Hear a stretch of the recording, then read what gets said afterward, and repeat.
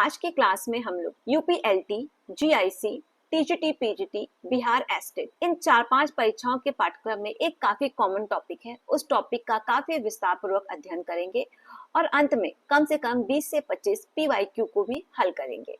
Hello student, welcome to Pratibha academy classes. मैं assistant professor doctor Pratibha Singh. Students, यहाँ पर मैं बात कर रही हूँ भक्ति काल। अभी इससे पहले मैंने आप सभी को आदिकाल टॉपिक को काफी विस्तार पूर्वक पढ़ाया था और आज की क्लास में हम लोग भक्ति काल टॉपिक को काफी विस्तार पूर्वक पढ़ेंगे। भक्ति काल एक ऐसा टॉपिक है जिससे आपको अपने एग्जाम में 1 या 2 प्रश्न कहीं ना कहीं जरूर देखने को मिलते हैं। इसी बात को ध्यान में रखकर मैंने भक्ति काल टॉपिक से संबंधित उन्हीं तथ्यों को शामिल किया है जिससे एग्जाम में प्रश्न पूछे जाते हैं।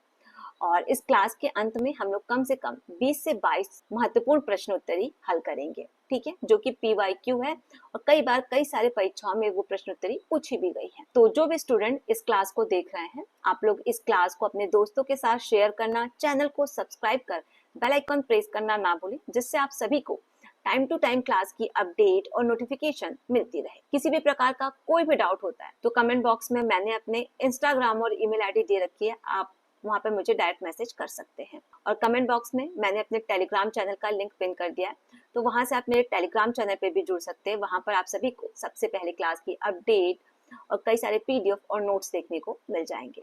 तो चलिए आज की इस क्लास को स्टार्ट करते हैं। तो आज की क्लास में हम लोग भक्ति काल टॉपिक को पढ़ेंगे, ठीक है। आप सभी को पता है कि भक्ति काल का समय एक ऐसा विषय है जिससे हमेशा एग्जाम में प्रश्न पूछे जाते हैं कि भक्ति काल का कालक्रम क्या है या फिर भक्ति काल की समय सीमा क्या है। तो ये आपको काफी अच्छे से क्लियर होना चाहिए। भक्ति काल हो गया, आदि काल हो गया, रीति काल हो गया, इन सभी का जो समय सीमा है वो आपको काफी अच्छे से पता होना चाहिए। इससे पहले मैंने आचार्य रामचंद्र शुक्ल की जो मूल पुस्तक है हिंदी साहित्य का, उस पुस्तक की मैंने एक सीरीज प्रारंभ की है। उसकी कम से कम मैंने 7 से 8 कक्षाएं पूरी करवा दी है। तो जिन भी विद्यार्थियों ने अभी तक उन क्लासेस को नहीं देखा है, एक बार आप लोग प्लेलिस्ट में जाकर आचार्य रामचंद्र शुक्ल के नाम से एक मैंने प्लेलिस्ट बनाया है, उसे आप लोग जरूर चेक कर लीजिएगा, ठीक है। तो चलिए आगे देखते हैं। समय अवधि, भक्ति काल की जो समय सीमा है वो है 14वीं से 17वीं शताब्दी, ठीक है। संवत 1375 से 1700 ईस्वी तक, ठीक है। प्रमुख आंदोलन भक्ति आंदोलन, जिसका उदय धार्मिक, सामाजिक और सांस्कृतिक सुधार था। अब देखिए इस काल में प्रमुख साहित्यिक धारा क्या है। भक्ति पर आधारित काव्य रचनाएं इस काल में सबसे ज्यादा लिखी गई। समाज में समानता, धार्मिक, इन सब का संदेश भक्ति काल में कवियों ने अपनी रचनाओं के माध्यम से आम जनता तक को दिया, ठीक है। अब देखिए आप सभी को पता होगा कि भक्ति काल की शाखाओं को प्रमुखतः 2 भागों में विभाजित किया गया। पहला है निर्गुण भक्ति, दूसरा है ज्ञानश्री शाखा, ठीक है। अब यहाँ पर आप कुछ बातों को ध्यान में रखिए। देखिए भक्ति काल की शाखाएं, भक्ति काल को मुख्य रूप से 2 प्रमुख धाराओं में विभाजित किया गया। पहला है निर्गुण भक्ति, ठीक है। आप सब जानते हैं कि भक्ति काल को 2 भागों में बांटा गया। पहला निर्गुण भक्ति, दूसरा है सगुण भक्ति। तो सबसे पहले हम लोग निर्गुण भक्ति के अंतर्गत क्या क्या आता है उसे देखेंगे।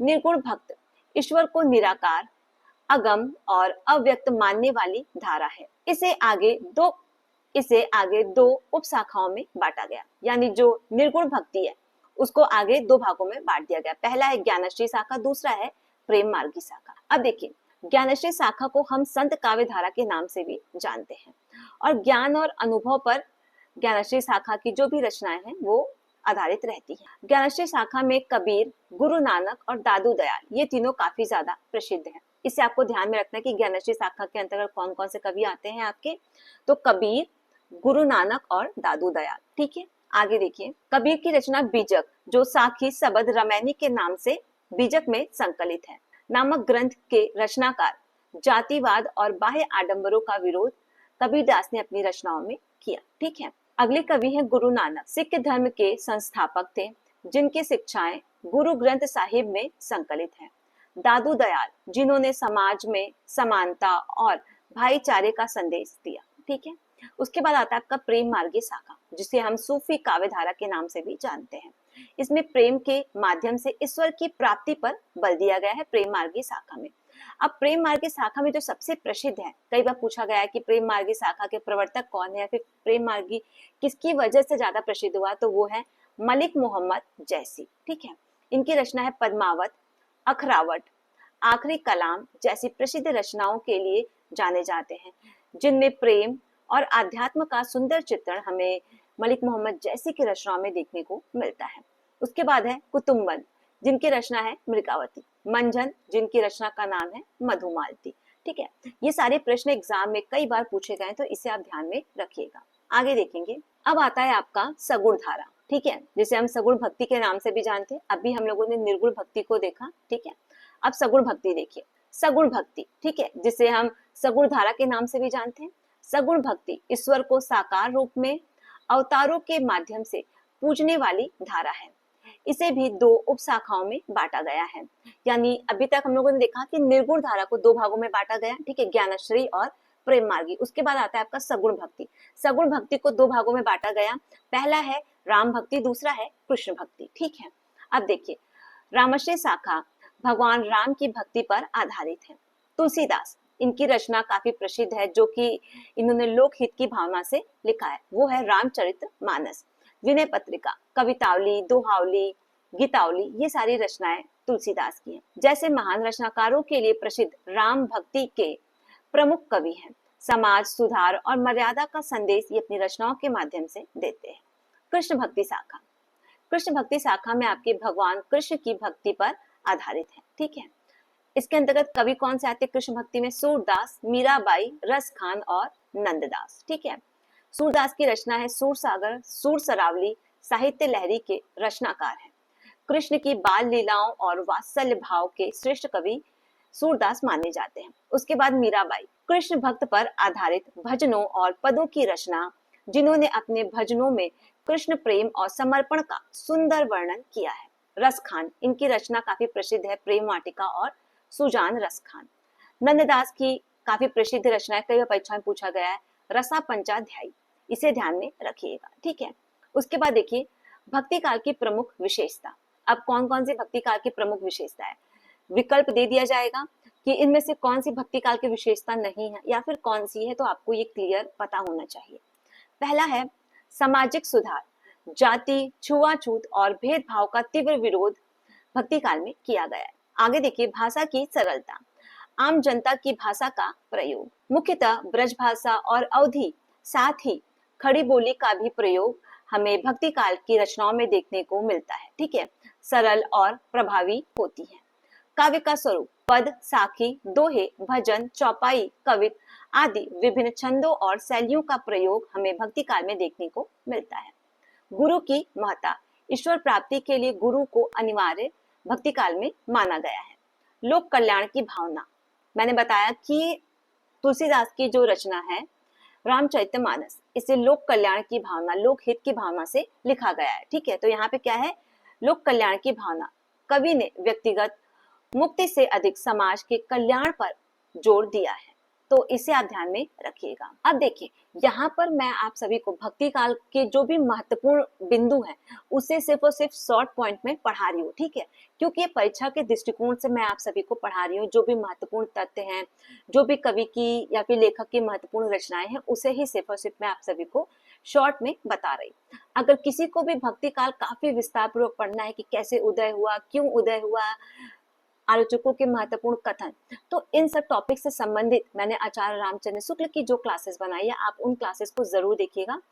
उस क्लास को देखने के बाद भक्ति काल, आदि काल, रीति काल, इन सब से संबंधित जो भी डाउट होंगे वो आपके काफी अच्छे से क्लियर हो जाएंगे। आई बटन में मैं उन सारे क्लासेस के लिंक पिन कर दूंगी। आगे देखिए सामान्यवादी दृष्टिकोण, विभिन्न धार्मिक और सामाजिक मतभेदों के बीच समन्वय स्थापित करने का प्रयास किया गया है। प्रमुख कवि और उनके योगदान, ठीक है, जैसे कि कबीरदास, इनकी प्रमुख रचना है बीजक, साखी, सबद, रामायणी।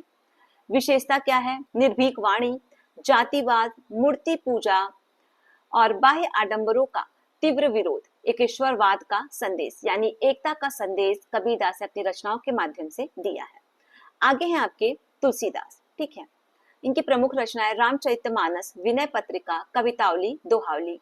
विशेषता है राम की भक्ति पर आधारित, लोक मंगल और मर्यादा का संदेश, समन्वयवादी कवि। ठीक है, सूरदास, इनकी प्रमुख रचनाएं सूरसागर, सूरसरावली, साहित्य लहरी।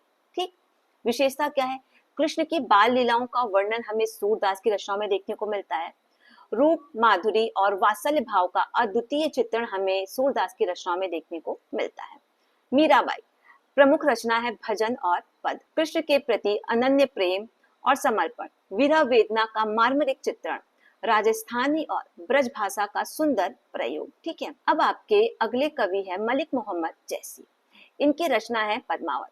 वैसे तो मलिक मोहम्मद जैसी की कई सारी रचनाएं जैसे अखरावट, आखिरी कलाम, ठीक है, पर जो सबसे प्रसिद्ध है जिससे इनको काफी ज्यादा प्रसिद्धि मिली वो है पद्मावत। ठीक है, पद्मावत किस प्रकार की रचना है इससे संबंधित मैं एक अलग से क्लास आप सभी के लिए बनाऊंगी। ठीक है, अब देखिए इनकी क्या विशेषता है। प्रेम की पीर का चित्रण, लौकिक प्रेम के माध्यम से अलौकिक प्रेम की अभिव्यक्ति, सूफी दर्शन। ठीक है, क्योंकि मलिक मोहम्मद जैसी प्रेम मार्गी शाखा के कवि है, प्रेम मार्गी के अंतर्गत ही सूफी मार्ग भी, सूफी दर्शन भी आता है। ठीक है, आगे देखेंगे। अब हम लोग भक्ति काल से संबंधित कुछ महत्वपूर्ण तथ्यों को देखेंगे जिसमें भक्ति काल के धार्मिक और सामाजिक प्रभावों को पढ़ेंगे हम लोग। ठीक है, धार्मिक प्रभाव कैसा था भक्ति काल का।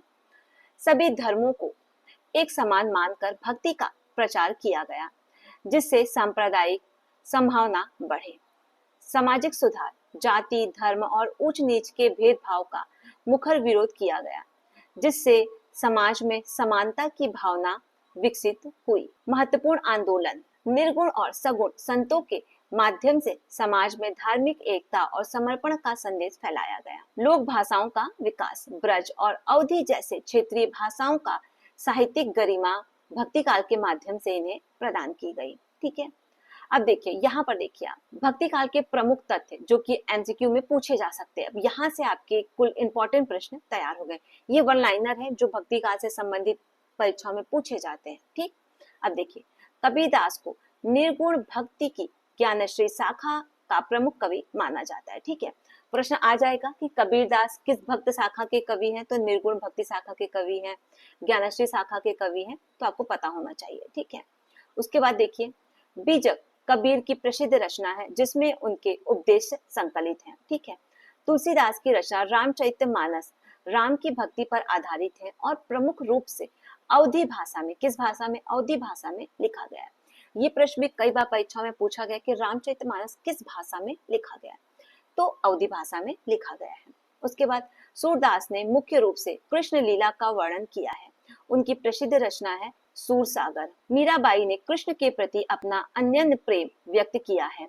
उनके भजन भारतीय संगीत और भक्ति साहित्य में प्रसिद्ध हैं। भक्ति काल के कवियों ने ब्रज भाषा और अवधी का प्रयोग किया ताकि आम जनता उन्हें आसानी से समझ सके। ठीक है, आगे देखेंगे। अब यहाँ पे देखिए गुरु नानक और उनके बाद के गुरुओं ने गुरु ग्रंथ साहिब में निर्गुण भक्ति की शिक्षाएं संकलित की। मलिक मोहम्मद जैसी प्रेम मार्गी शाखा सूफी काव्य धारा के प्रमुख कवि है। ये प्रश्न कई बार परीक्षा में पूछा गया है। ये प्रश्न कई बार परीक्षा में पूछा गया है कि मलिक मोहम्मद जैसी किस काव्य धारा के कवि हैं या फिर लेखक हैं, तो सूफी काव्य धारा के प्रेम मार्गी शाखा के। भक्ति काल का महत्व, इस काल ने हिंदी साहित्य को अत्यंत समृद्ध किया और भाषा को जनता के करीब लाया। समाज में समानता, प्रेम और सहिष्णुता की भावना का संचार किया।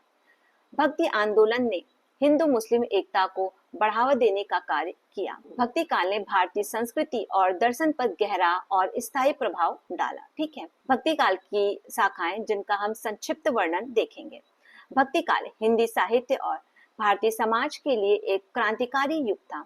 इस युग के कवि और संतों ने भक्ति, प्रेम और समर्पण के माध्यम से समाज सुधार की दिशा में कदम बढ़ाया। जाति और धार्मिक भेदभाव का विरोध करते हुए उन्होंने एकता और समानता का संदेश दिया। भक्ति काल की रचनाएं आज भी अपनी प्रासंगिकता बनाए हुए हैं और भारतीय साहित्य का अभिन्न हिस्सा है। ठीक है, निर्गुण भक्ति, प्रमुख कवि निर्गुण भक्त शाखा के कौन कौन से हैं? कबीर, गुरु नानक, दादू दयाल, मलिक मोहम्मद जैसी, कुतुम्बन और मंचन। ठीक है, और इन कवियों का ध्यान किसमें था? ईश्वर की निराकार भक्ति, ज्ञान और प्रेम के माध्यम से मोक्ष की प्राप्ति। सगुण भक्त कवि कौन कौन थे? प्रमुख कवि हैं तुलसीदास, सूरदास, मीराबाई, रसखान और नंददास। अब सगुण धारा के भक्त कवियों का ध्यान किस पे था? इनका ध्यान भगवान राम और कृष्ण के साकार रूपों और लीलाओं पर आधारित भक्ति थी। ठीक है, तो इस प्रकार भक्ति काल से संबंधित जो भी महत्वपूर्ण बिंदु थे जिनसे छोटे छोटे प्रश्न आपके एग्जाम में पूछे जाते हैं और कंफ्यूजन में वो प्रश्न गलत होते हैं, उसे मैंने काफी सूक्ष्म रूप में आप सभी को कवर करवा दिया है। ठीक है, अब हम लोग आज की क्लास में जो पढ़े हैं उससे संबंधित कुछ महत्वपूर्ण पीवाईक्यू को हल करेंगे। पहला प्रश्न देखिए, भक्ति काल का समय काल क्या है? ठीक है, अभी मैंने आप सभी को क्लास में पढ़ाया था और इसी प्रकार के प्रश्न एग्जाम में पूछे जाते हैं। पहला है 10वीं से 14वीं शताब्दी, गलत। 12वीं से 15वीं शताब्दी, गलत। 14वीं से 17वीं शताब्दी और 17वीं से 19वीं शताब्दी। तो प्रश्न संख्या 1 का सही उत्तर होगा विकल्प सी, 14वीं से 17वीं शताब्दी भक्ति काल की समय सीमा रही। ठीक है, अगला प्रश्न देखिए, कबीर किस धारा के कवि थे? सगुण भक्ति, निर्गुण भक्ति, कृष्ण भक्ति और राम भक्ति। ठीक है, अब आप देखिए इसी प्रकार के प्रश्न एग्जाम में पूछे जाते हैं, काफी छोटे काफी कॉमन से प्रश्न पूछे जाते हैं और कंफ्यूजन में हमसे इस प्रकार के प्रश्न गलत होते हैं। तो कबीर किस शाखा के कवि हैं या फिर किस धारा के कवि हैं? तो इस प्रश्न का सही उत्तर होगा विकल्प बी, निर्गुण भक्ति के। ठीक है, रामचरितमानस के रचयिता कौन है? ये तो काफी बेसिक क्वेश्चन है, आप सभी को इस प्रश्न का उत्तर पता होगा कि प्रश्न संख्या 3 का सही उत्तर होगा आपका तुलसीदास। ठीक है, अब प्रश्न संख्या 3 देखिए, रामचरितमानस के रचयिता कौन थे? काफी बेसिक क्वेश्चन है, इस प्रश्न का उत्तर लगभग 90% विद्यार्थियों को काफी अच्छे से पता होगा। सूरदास, तुलसीदास, कबीर, मीराबाई। तो प्रश्न संख्या 3 का सही उत्तर होगा विकल्प बी, तुलसीदास। ठीक है, अगला प्रश्न देखिए, सूरसागर की रचना किसने की? सूरदास, तुलसीदास, कबीर, विद्यापति। तो प्रश्न संख्या 4 का आपका सही उत्तर क्या होगा? आप थोड़ा समय ले लीजिए और सोचिए कि प्रश्न संख्या 4 का आपका सही उत्तर क्या होगा। और जितने भी प्रश्न उत्तरी मैं आप सभी को हल करवा रही हूँ, आप लोग एक जगह नोट डाउन करते रहिएगा कि जो भी मैं 20-21 प्रश्न उत्तरी आप सभी को हल करवाऊंगी उनमें से कितने प्रश्न आपके सही हुए, और आप लोग कमेंट करके मुझे जरूर बताइएगा कि इन प्रश्नों में से आपके कुल कितने प्रश्न सही हुए। ठीक है, तो प्रश्न संख्या 4 का सही उत्तर होगा आपका विकल्प ए, सूरदास का। ठीक है, चैतन्य महाप्रभु किस भक्ति धारा से जुड़े थे? राम भक्ति, कृष्ण भक्ति, शैशव भक्ति और निर्गुण भक्ति। तो प्रश्न संख्या 5 का सही उत्तर होगा कृष्ण भक्ति। ठीक है, आगे देखिए, वल्लभाचार्य किस संप्रदाय के प्रवर्तक थे? सगुण भक्ति, पुष्ट मार्ग, निर्गुण भक्ति, रामानंदी संप्रदाय। तो प्रश्न संख्या 6 का सही उत्तर होगा आपका पुष्ट मार्ग के। ठीक है, रामानंद किस संप्रदाय के प्रवर्तक थे? पुष्ट मार्ग के। ये प्रश्न कई बार परीक्षा में पूछा गया है, तो इसे आप स्पेशली ध्यान में रखिएगा। आगे देखेंगे, गुरु नानक किस भक्ति धारा के संत थे?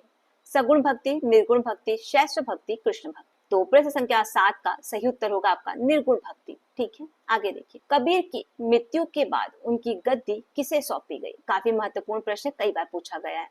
धर्मदास, रैनदास, पीपा, दादू। तो प्रश्न संख्या 8 का सही उत्तर होगा विकल्प ए, धर्मदास। ठीक है, कबीरदास की जो तीनों रचनाएं थी, साखी, सबद, रामायणी, इनका संकलन बीजक में इनके जो प्रिय शिष्य थे धर्मदास, उन्होंने इसका संकलन किया था। ठीक है, और उनकी गद्दी को भी किसने संभाला? तो धर्मदास ने संभाला।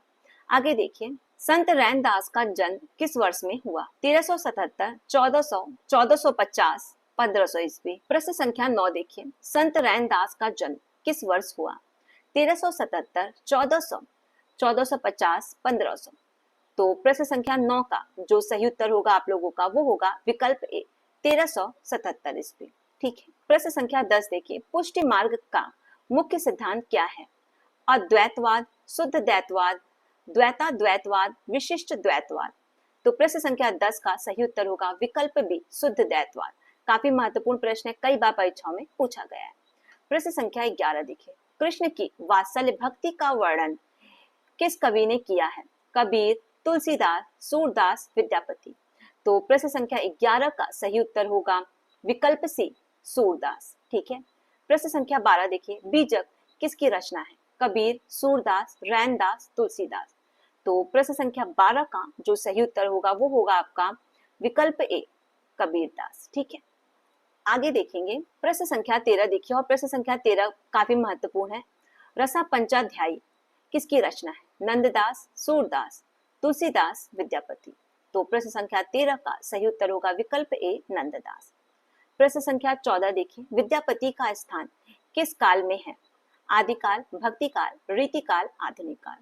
तो विद्यापति का जो काल है बच्चों वो है आदिकाल में। ठीक है, आगे देखिए, प्रश्न संख्या 15, दादू दयाल के शिष्य कौन थे? काफी महत्वपूर्ण प्रश्न है।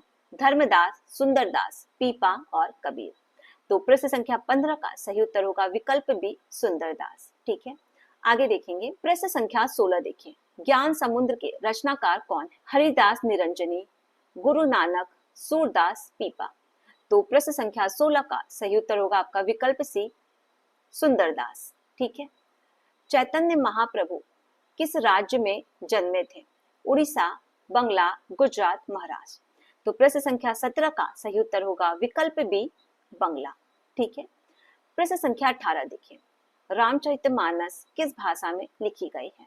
संस्कृत, ब्रज भाषा, अवधी, खड़ी बोली। और अभी इस प्रश्न का उत्तर जब हम लोग टॉपिक को थोड़ा विस्तार पूर्वक पढ़ रहे थे उसमें मैंने बताया था कि रामचरितमानस का जो वर्णन हुआ है वो हुआ है अवधी भाषा में। और ये काफी बेसिक प्रश्न पर कई बार परीक्षाओं में पूछा गया, तो इससे आप ध्यान में रखिएगा। आगे देखेंगे प्रश्न संख्या 19, सूरदास किसके शिष्य माने जाते हैं? रामानंद, वल्लभाचार्य, कबीरदास, रैनदास। तो प्रश्न संख्या 19 का सही उत्तर होगा आपका विकल्प बी, वल्लभाचार्य। ठीक है। और मैंने आप सभी को बताया था कि सूरदास की 3 रचनाएं हैं, वो 3 रचनाएं कौन कौन सी, आप लोग मुझे कमेंट करके जरूर बताइएगा। ठीक है।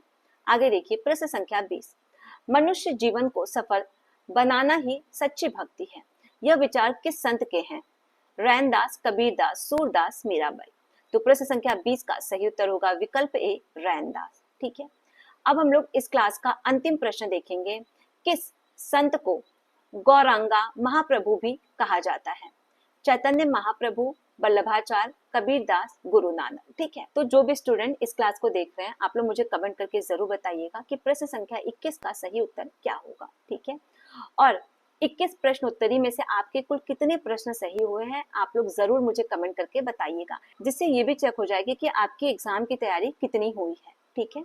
तो कमेंट करना बिल्कुल भी ना भूलें। तो प्रश्न संख्या 21 का सही उत्तर क्या होगा, जो भी स्टूडेंट इस क्लास को देख रहे हैं आप लोग मुझे कमेंट करके जरूर बताइएगा।